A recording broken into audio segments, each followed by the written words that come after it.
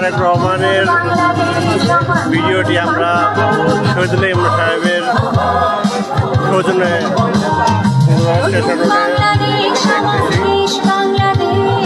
জীবন বাংলাদেশ আমার মরণ বাংলাদেশ,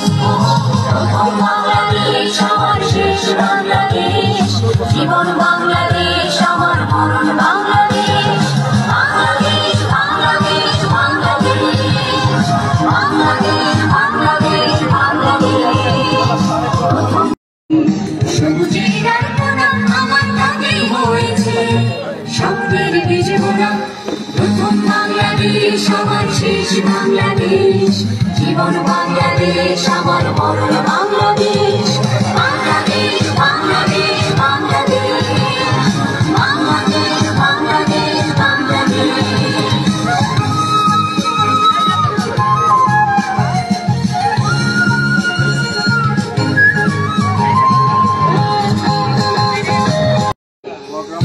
বাংলাদেশ আমার শেষ বাংলাদেশ, জীবন বাংলাদেশ আমার মরণ বাংলাদেশ, প্রথম বাংলাদেশ আমার শেষ বাংলাদেশ, জীবন বাংলাদেশ আমার মরণ বাংলাদেশ, বাংলাদেশ বাংলাদেশ বাংলাদেশ, বাংলাদেশ বাংলাদেশ বাংলাদেশ, বাংলাদেশ বাংলাদেশ বাংলাদেশ,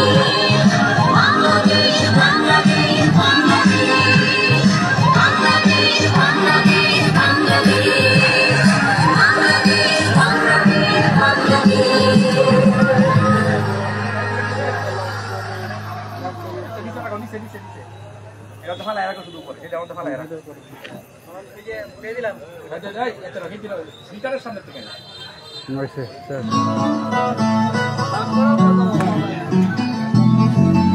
আমার সুখে আমার দুঃখে বৃষ্টি নামে তোমার চোখে, ভাঙে নদীর ঢেউ। বাংলাদেশের প্রাণ নেতা তারই সন্তান মহান তারেক রহমান, বাংলাদেশের প্রাণ নেতা তারই সন্তান মহান তারেক রহমান।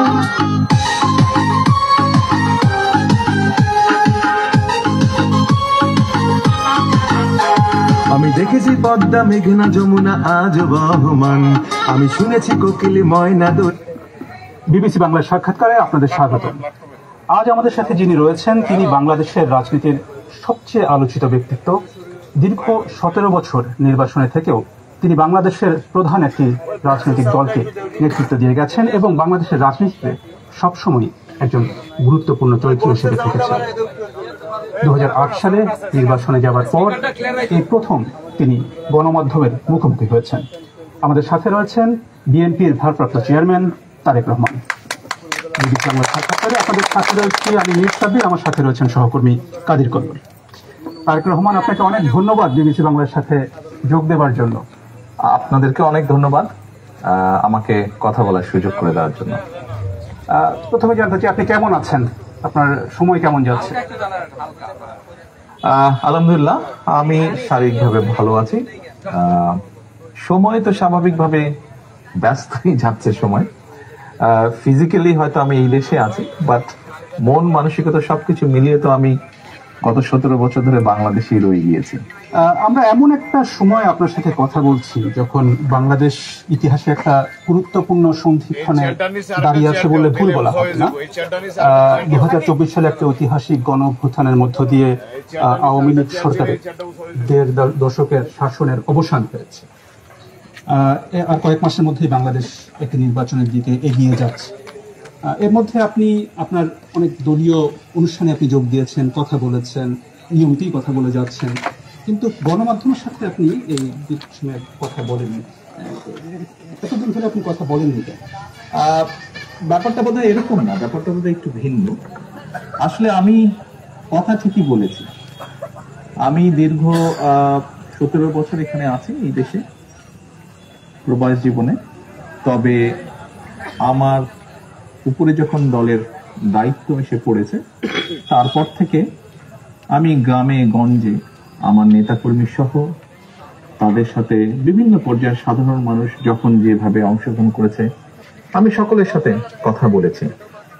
আপনারা নিশ্চয়ই জানেন বিগত স্বৈরাচার সরকারের সময় কোর্ট থেকে রীতিমতন একটা আদেশ দিয়ে আমার কথা বলার অধিকারকে বন্ধ করে দেওয়া হয়েছিল। আমি যদি গণমাধ্যমে কিছু বলতে চাইতাম, হয়তো গণমাধ্যমের ইচ্ছা ছিল ছাপানো, গণমাধ্যম সেটি ছাপাতে পারতো না। আমি একবার প্রেস ক্লাবে কথা বলেছিলাম, তখন পরের দিন দেখলাম যে প্রেস ক্লাবে তখনকার যে প্রেস ক্লাবের যারা সদস্য ছিলেন বা কমিটি ছিল, তারা একটি তাদের মিটিং ডেকে একটি সভা করে তারা সিদ্ধান্ত নেয় যে তারা, তখন আমাকে আইনের দৃষ্টিতে ফেরারই বলা হয়েছিল, যে সেরকম কোনো ব্যক্তিকে তারা প্রেস ক্লাবে কথা বলতে দেবে না। এইভাবে তারা চেষ্টা করেছিল আমার কথা বন্ধ করে রাখতে। আমি কথা বলেছি সামাজিক মাধ্যম সহ বিভিন্ন পন্থায় আমি পৌঁছানোর চেষ্টা করেছি। আমি ইনশাল্লাহ পৌঁছিয়েছি মানুষের কাছে। কাজে গণমাধ্যমে যে কথা বলিনি তা না, আমি কথা বলেছি, হয়তো আপনারা তখন কথা নিতে পারেননি অথবা শুনতে পারেননি, ইচ্ছা থাকলেও ছাপাতে পারেননি, হয়তো প্রচার করতে পারেননি, কিন্তু আমি বলেছি, আমি থেমে থাকিনি। আমি অবশ্য সাক্ষাৎকারের কথা বলছিলাম, যে প্রশ্নোত্তরের বিষয়টি, মানে বিশেষ করে গত এক বছরে বাংলাদেশে গণ অভ্যুত্থানের 1 বছর পেরিয়ে গেছে যেমনটা বলছিলাম, এবং অনেকের ধারণা ছিল আওয়ামী লীগ সরকারের পতনের পর আপনি দেশে এসে সশরীরে দলের নেতৃত্ব দেবেন, এবং গত 1 বছরে যে প্রশ্নটা বারবার ঘুরে ফিরে এসেছে এবং এখনো আসছে, যে আপনি এখনো দেশে ফেরেননি কেন? কেন আপনি এখনো দেশে ফেরেননি? কিছু সঙ্গত কারণে হয়তো ফিরাটা হয়ে উঠেনি, তবে সময় তো চলে এসছে মনে হয়। ইনশাল্লাহ দ্রুতই ফিরে আসবো। সেটা কবে আমরা কি জানতে পারি? দ্রুতই মনে হয়, দ্রুতই ইনশাল্লাহ। নির্বাচনের আগে কি তাহলে আপনি দেশে আসবেন এমন সম্ভাবনা তাহলে বলা যায়? রাজনীতি যখন করি, আমি একজন রাজনৈতিক কর্মী হিসেবে স্বাভাবিক নির্বাচনের সাথে রাজনৈতিক দল, রাজনৈতিক কর্মীর একটি ওতপ্রোত সম্পর্ক। কাজেই যেখানে একটি প্রত্যাশিত, জনগণের প্রত্যাশিত নির্বাচন হবে, সেই নির্বাচনের সময় কেমন করে দূরে থাকবো? আমি তো, আমার সর্বোচ্চ চেষ্টা থাকবে, ইচ্ছা থাকবে, আগ্রহ থাকবে, সেই প্রত্যাশিত নির্বাচন জনগণ চাইছে, সেই প্রত্যাশিত নির্বাচন যখন অনুষ্ঠিত হবে, জনগণের সাথে, জনগণের মাঝেই থাকবো ইনশাল্লাহ। একটা বিষয় যেটা আপনার দল থেকে মাঝে দলের নেতাদের কেউ কেউ কখনো কখনো বলেছেন, যে একটা নিরাপত্তার শঙ্কার কথা বলেছেন আপনি না আসার পেছনে, আপনি কি কোনো ধরনের শঙ্কা করেছেন এর মধ্যে? বিভিন্ন রকম শঙ্কার কথা তো আমরা অনেক সময় বিভিন্ন ব্যক্তির কাছে তো শুনেছি, সরকারেরও বিভিন্ন ব্যক্তির কাছ থেকেও তো অনেক সময় অনেক শঙ্কার কথা বিভিন্ন মাধ্যমে, বিভিন্ন মিডিয়াতে প্রকাশিত হয়েছে। জুলাই গণ অভ্যুত্থানের প্রসঙ্গে একটু আসি। জুলাই গণ অভ্যুত্থানে আপনার ভূমিকা নিয়ে অনেক আলোচনা আছে। এটি মোটামুটি সব পক্ষই স্বীকার করে যে সেই সময়ে আপনার একটা সক্রিয় ভূমিকা ছিল। আবার আপনার দলের কোন নেতা বা সমর্থক তারা এই অভ্যুত্থানের আপনাকে একমাত্র মাস্টার মাইন্ড হিসেবে আখ্যা দিয়েছেন। আপনি কি নিজেকে এই আন্দোলনের মাস্টার মাইন্ড হিসেবে দেখেন? না, আমি অবশ্যই এই জুলাই আন্দোলনে আমাকে আমি কখনোই মাস্টার মাইন্ড হিসেবে দেখি না। এই যে 5ই আগস্ট যেই আন্দোলন, জুলাই আন্দোলন বলে যেটি বিখ্যাত বা যেটি সকলের কাছে গৃহীত, এই আন্দোলনটি সফল হয়েছে জুলাই মাসে, কিন্তু এই আন্দোলনটি প্রেক্ষাপট শুরু হয়েছে কিন্তু বহু বছর আগে থেকে। এই আন্দোলনে বাংলাদেশের গণতান্ত্রিক রাজনৈতিক দলগুলোর নেতাকর্মীরা, সেটি বিএনপি হোক বা অন্য রাজনৈতিক দলগুলো হোক, যারা গণতান্ত্রিক রাজনৈতিক দল, প্রত্যেকটি রাজনৈতিক দল বিভিন্নভাবে অবদান রেখেছে, বিভিন্নভাবে তাদের নেতাকর্মীরা নির্যাতিত হয়েছে। আমি মনে করি জুলাই আগস্ট মাসে এসে জনগণ সকল গণতান্ত্রিক রাজনৈতিক দলের সাথে অংশগ্রহণ করেছে। শুধু কি রাজনৈতিক দলের নেতাকর্মীরাই সেদিন ছিল মাঠে? অবশ্যই নয়। আমরা দেখেছি সেদিন মাদ্রাসার ছাত্ররা, তারা ছিলেন এই আন্দোলনের মাঠে। আমরা দেখেছি গৃহিণীরা পর্যন্ত রাস্তায় নেমে এসেছেন সন্তানের পেছনে। আমরা দেখেছি কৃষক, শ্রমিক, সিএনজি চালক, ছোট দোকান কর্মচারী বা দোকান মালিক থেকে আরম্ভ করে গার্মেন্টস কর্মী থেকে আরম্ভ করে তারা নেমে এসেছিলেন।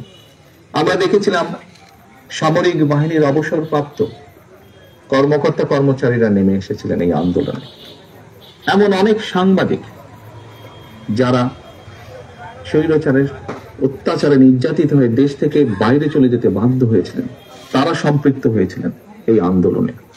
কাজী কারো ভূমিকাকে আমরা ছোট করে দেখতে চাই না, খাটো করে দেখতে চাই না। আমি বিশ্বাস করি দৃঢ়ভাবে সমাজের দল মত নির্বিশেষে, শ্রেণী বিন্যাস নির্বিশেষে প্রত্যেকটি মানুষের অবদান আছে।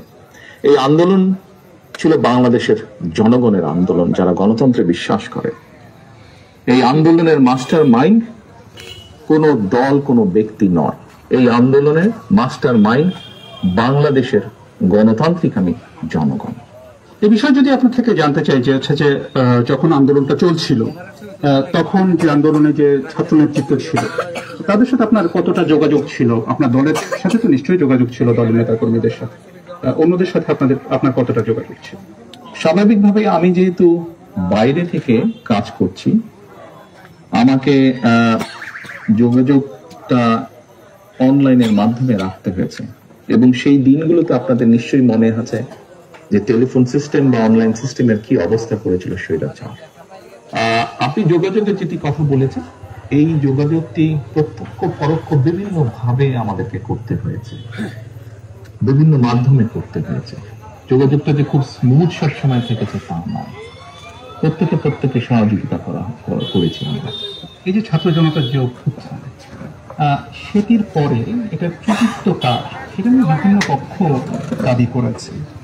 তাতে কি আপনার মনে হয় যে এর ফলে বিভিন্ন পক্ষের যে সংকীর্ণ স্বার্থ পূরণের চেষ্টা, সেটাই একটু বেশি প্রকট হয়েছে এবং এখানে বিএনপির আসলে কোনো দায় আছে কি?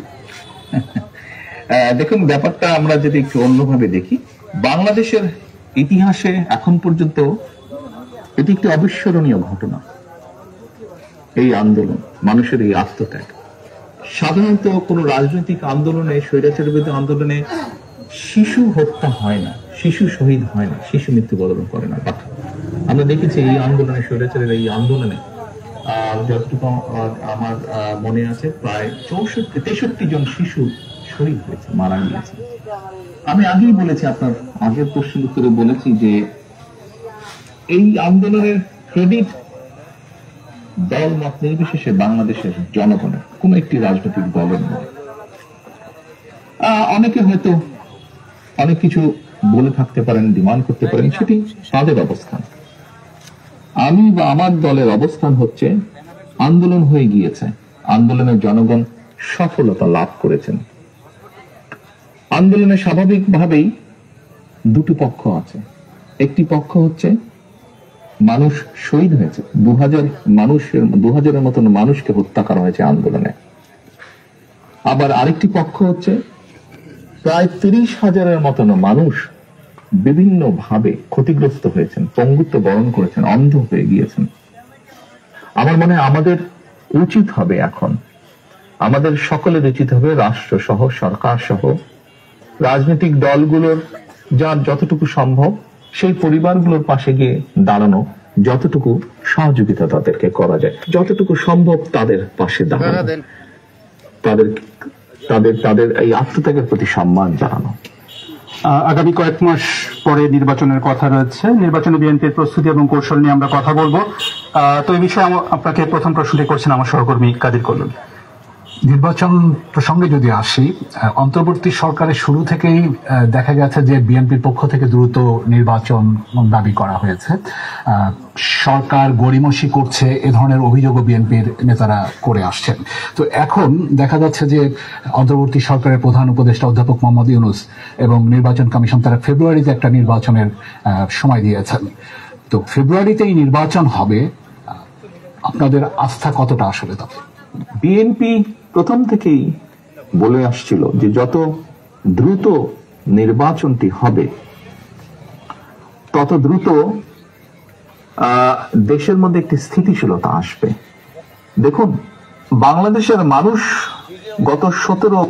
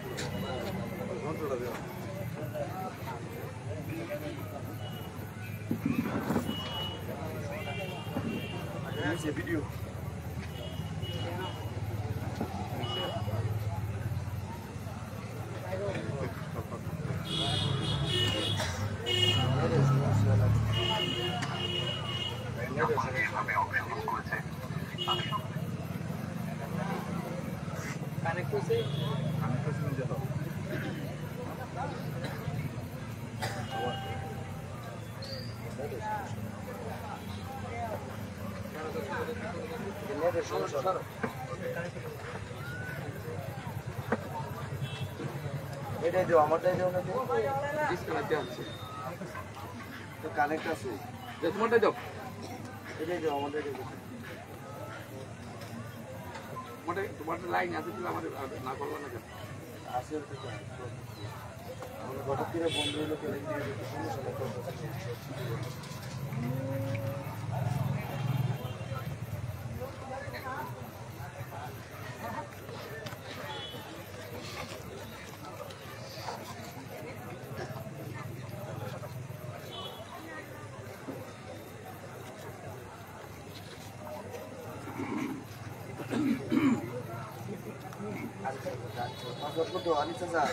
আরে একদম একটা তোমারটা কত